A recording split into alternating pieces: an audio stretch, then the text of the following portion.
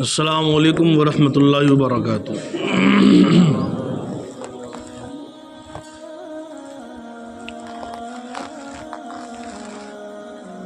پرسوں میں نے بتایا تھا کہ حضرت جبریل امین نے 3 لوگوں کے لیے ہلاکت و بربادی کی دعا کی، اور اس دعا پر میرے مصطفیٰ کریم نبیوں کے سردار حسن و حسین کے بابا نے آمین کہا، یعنی اس پر مقبولیت کی مہر لگا دی۔ تو وہ 3 لوگ آپ کو بتائے تھے کہ جو ماہ رمضان شریف کا مہینہ پائیں اور رمضان کا ادب و احترام کر کے روزہ نماز کی پابندی کر کے اگر اپنے گناہ کو نہ بخشائیں تو ان کے ہلاکت کی لیے دعا تھی۔ اور ایک بتایا تھا درود شریف کے بارے میں، یعنی میرے مصطفیٰ کریم کا جہاں نام آ جائے اور ان کا نام سن کے ہم درود نہ پڑھیں تو اس شخص کے لیے بھی ہلاکت و بربادی کی دعا فرمائی۔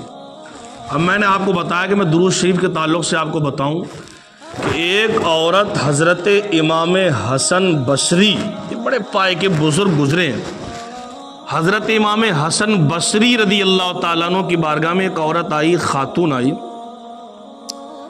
اور عرض کرنے لگی، سرکار میری بیٹی کو انتقال کیے ہوئے کافی عرصہ ہو گیا، لیکن میں نے ابھی تک اس کو خواب میں نہیں دیکھا، وہ کس حالت میں ہے، کس کنڈیشن میں ہے، سرکار آپ کرم فرما دیں، کوئی مجھے وظیفہ بتا دیں تاکہ میں اپنی بیٹی کو خواب میں دیکھ سکوں کہ وہ جنت کی آب و ہوا لے رہی ہے یا دوزخ کے عذاب میں مبتلا ہے۔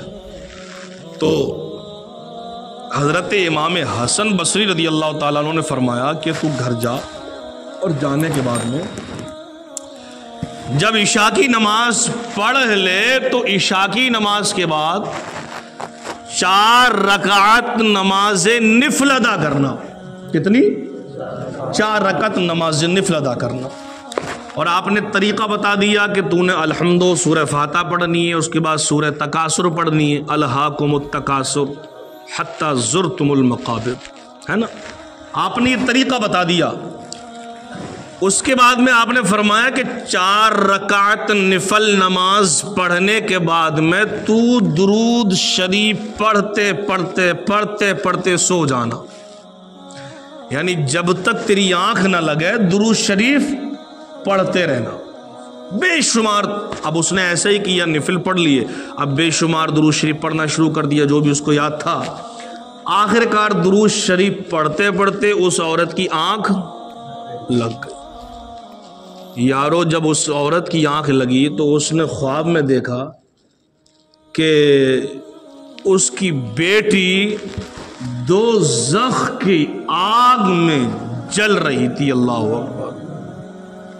ماں نے جب اپنی بیٹی کو دوزخ کی آگ میں جلتا دیکھا نا تو بے قرار ہو گئی، اور فوراً آنکھ کھولی تو آنکھوں سے اشک جاری تھے ماں کی۔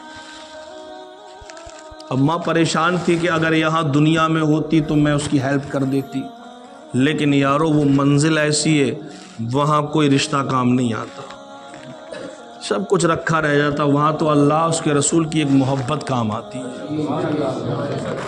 اب وہ دوڑی دوڑی صبح جیسے ہوئی تو صبح ہوتی حضرت امام حسن بصری کے قریب گئی، اور جانے کے بعد اپنے خواب کا ماجرا سنایا کہ ایسا ایسے میں نے خواب میں دیکھا ہے، میری بیٹی دوزخ کے انگاروں میں جل رہی ہے۔ تو آپ نے فرمایا کہ اپنی بیٹی کے نام تو کچھ صدقہ کر دے، ہے نا یارو، کیا کر دے؟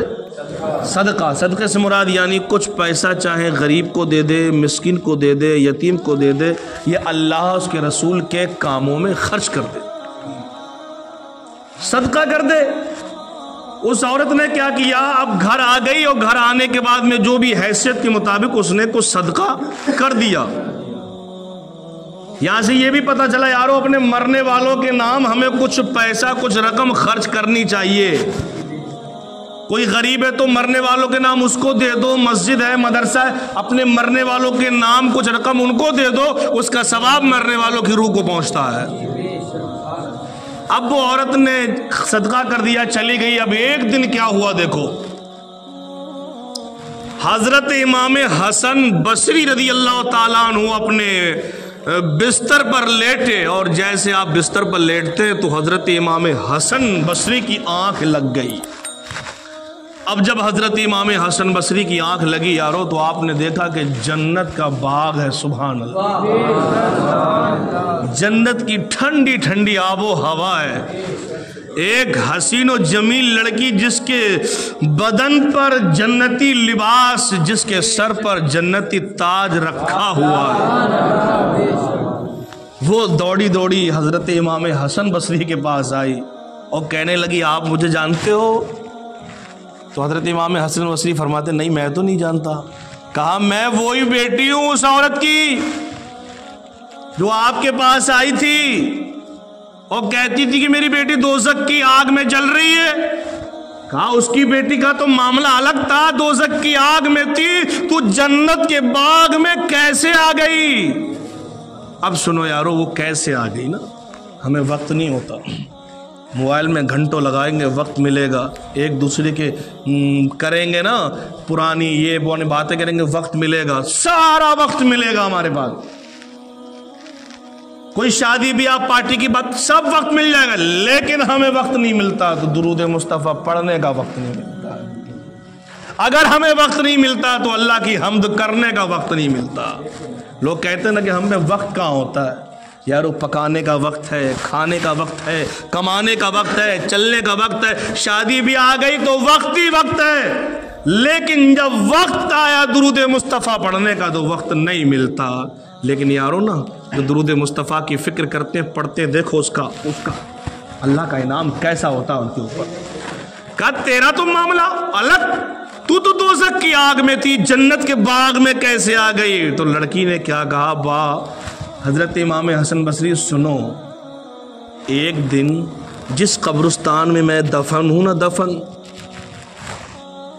تو ایک عالم دین اس قبرستان سے گزرا، صرف گزرا، اور گزرتے وقت عالم دین نے نبی پاک کی بارگاہ میں درود شریف پڑھا، اور جب وہ درود شریف پڑھا ہاتھ اٹھا کے دعا کر دی، اے اللہ اس درود مصطفیٰ کا ثواب اس قبرستان والوں کی روح پہ عطا فرما دے، اس قبرستان میں جتنے مدفن ہیں اللہ ان سب کی روحوں کو عطا کر دے، اتنا ثواب ان روحوں کو پہنچانا تھا۔ وہ لڑکی کہتی اللہ تعالیٰ نے ایسے 80,000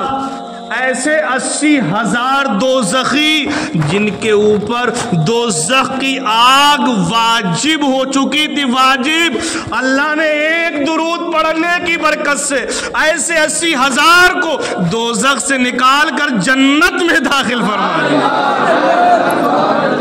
صرف ایک درود یارو، اگر ہم اور تم چھوٹے اور بڑے صبح سے شام تک نہ جانے ہم کتنا درود پڑھ سکتے، اور پڑھنے کے بعد بستر پر لیٹ کر اگر ہم دعا کر دیں اللہ جتنے ہم نے درود پڑھے ہیں اللہ ان سب کا ثواب ہمارے مرنے والوں کی روح کو پہنچا دے۔ اور دوسرا پتہ چلا کہ عالم اس سے محبت کیا کرو، ہو سکتا ہے ان کی محبت کہیں نہ کہیں کام آ جائے۔ یہ دنیا 4 دن کی زندگانی ہے، قیامت کا بھی وہ دن ہوگا، وہ پھر انشاءاللہ اگلی بار بتاؤں گا، وقت ہو جائے گا۔ خیر آج کا یہی میسج ہے کہ آپ لوگ درود شریف پڑھنا اپنی عادت بنا لو، ہے نا۔ بڑا درود نہیں آتا ہے تو جو نماز میں پڑھتے ہو اللہم صلی درود ابراہیم، یہ درودوں میں سب سے افضل درود ہے، سب سے افضل جو درود ہے وہ یہ درود ہے، درود ابراہیم جو ہم نماز میں پڑھتے ہیں۔ اگر یہ ہے تو یار یاد ہونا ہی چاہیے، ایسا تو ہونا کہ یاد نہیں ہوگا یہ، ہے نا۔ یا اس کے علاوہ آپ صلی اللہ تعالیٰ علیہ وسلم یہ درود بھی پڑھ سکتے ہو، کوئی سا بھی درود آپ پڑھنا اپنی عادت بنا لو، اپنے مرنے والوں کے لیے اس کا ثواب پہنچاؤ، اور اپنے رشتہ دار جو دنیا سے جا چکے ہیں یا محلے بستی میں جا چکے ہیں ان کی روح کو ثواب پہنچاؤ۔ یار تم یہاں سے ثواب پہنچاؤ گے نا ان کو، جب وہ ثواب کے روپ میں جب ہوا جنت کی ٹھنڈی ٹھنڈی ہوا آئے گی نا، اور وہ قبر سے جب دعا کریں گے تمہارے لیے تو کامیابی تمہارے قدم چومے گی۔ خیر اللہ تعالیٰ ہمیں اور آپ کو نیکوکار بنائے، پرہیزگار بنائے، اللہ ہمیں درود مصطفیٰ پڑھنے کی توفیق و رفیق عطا فرمائے۔ پروردگار ہم نے سجدے کی یہ بیان کیا سب قبول فرما لے۔ پروردگار جتنے بھی لوگ یہاں حاضر ہیں یا جو جہاں ہم سے محبت کرنے والے ہیں، اللہ ان سبوں کو دین کی دنیا کی بے شمار دولت نعمت عظمت عطا فرمائے۔ فرما دے. وصلی اللہ تعالی علی خیر خلقہ محمد و آلہ وصحبہ اجمعین برحمتک یا ارحم الراحمین. لا الہ الا اللہ محمد رسول اللہ صلی اللہ علیہ وسلم. اور اللہ پاک چھوٹے بھائی کے سسر کو چھوٹو بھائی کے صحت عطا فرمائے. آمین. کہہ دو آمین.